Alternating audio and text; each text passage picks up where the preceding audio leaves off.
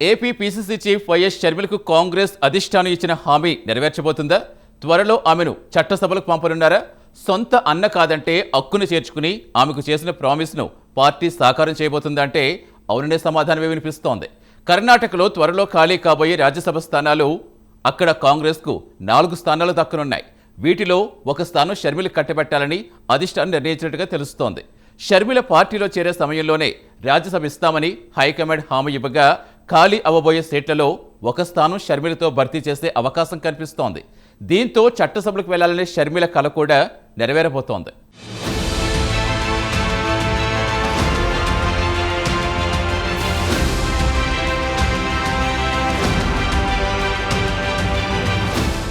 AP PCC chief YS Rajasekhara Reddy ముద్దుల తనయ షర్మిలారెడ్డికి Rajya Sabha seat ఖరారైనట్టు తెలుస్తోంది. కర్ణాటక నుంచి షర్మిల కాంగ్రెస్ అభ్యర్థిగా బరిలోకి దిగనున్నారు. ఈ మేరకు పార్టీ యువనేత రాహుల్, సోనియా ఇచ్చిన హామీ నెరవేరనుంది. వైఎస్ఆర్ కు అత్యంత సన్నిహితుడైన Karnataka deputy CM DK Shivakumar Sharmila Congress లో చేరే ముందు హామీ ఇచ్చారు. తర్వాత దానిని రాహుల్ ఆమోదించారు. నిజానికి అదే కర్ణాటక నుంచి ఈ అవకాశం గతంలోనే వచ్చినప్పటికీ కేవలం 2 ఏళ్ల పదవీ కాలం ఉన్నందున షర్మిల ఆసక్తి చూపించలేదని తెలుస్తోంది. కర్ణాటక నుంచి షర్మిలకు రాజ్యసభ సీట్ ఇవ్వడం ద్వారా ఏపీలో పార్టీని బలోపేతం చేసే అవకాశం ఉంటుందని పార్టీ నాయకత్వం భావిస్తోంది. జగన్ జైల్లో ఉన్నప్పుడు పాదయాత్ర చేసిన తర్వాత ఆమె పార్లమెంటుకు వెళ్లేందుకు ఆసక్తి చూపారు. కానీ కుటుంబంలో ఒకరే రాజకీయాల్లో ఉండాలన్న సూత్రాన్ని తెరపైకి తెచ్చిన జగన్ ఆమెను వ్యాపారాలు చూసుకోమని చెప్పారు. అలా వ్యాపారాల్లో ఎలాంటి బాధ్యతలు అప్పచెప్పకపోవడంతో ఆస్తుల విషయంలో గొడవలు జరగడంతో షర్మిల జగన్ పై తిరుగుబాటు బావుట ఎగరవేసిన విషయం తెలిసిందే.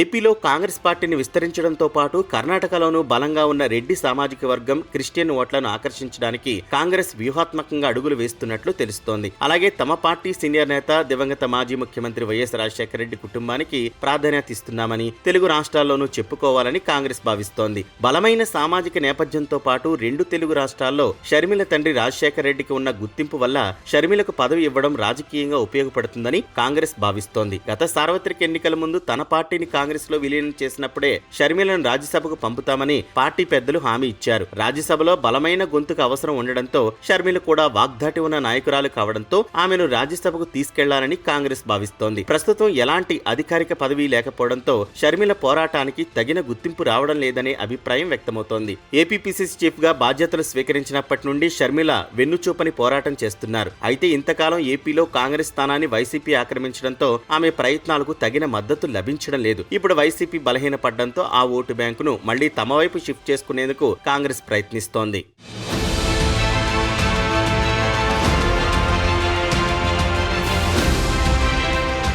షర్మిలను రాజ్యసభకు పంపడం ద్వారా ఏపీలోని తమ శ్రేణులకు నమ్మకం కలిగించాలని కాంగ్రెస్ భావిస్తోంది. పార్టీని నమ్ముకున్న వారికి న్యాయం చేస్తామని చెప్పడంతో పాటు ఇతర పార్టీల్లోనూ కాంగ్రెస్ కేడర్ను తిరిగి ఆకర్షించాలని చూస్తోంది. ఇందుకోసం తెలంగాణ, కర్ణాటకలోని కాంగ్రెస్ ప్రభుత్వాల సహకారం తీసుకోనుందట. స్పష్టమైన వైఖరి ప్రదర్శించగల నేర్పు, మాట తీరు షర్మిలకు అడ్వాంటేజ్ కాబట్టి మహిళా నేతగా కాంగ్రెస్ లో షర్మిల ఎదుగుదల మరింత వేగం పుంజుకుంటుందని భావిస్తున్నారు. షర్మిల సేవలను దక్షిణాదిలో వాడుకోవచ్చని కాంగ్రెస్ భావిస్తున్నట్టు తెలుస్తోంది. మొత్తానికి పార్లమెంట్ వెళ్లాలన్న కోరిక అసలు అన్న జగన్ వల్ల కాకపోయినా కొసరు అన్న రాహుల్ గాంధీ ద్వారా తీరిందన్నమాట.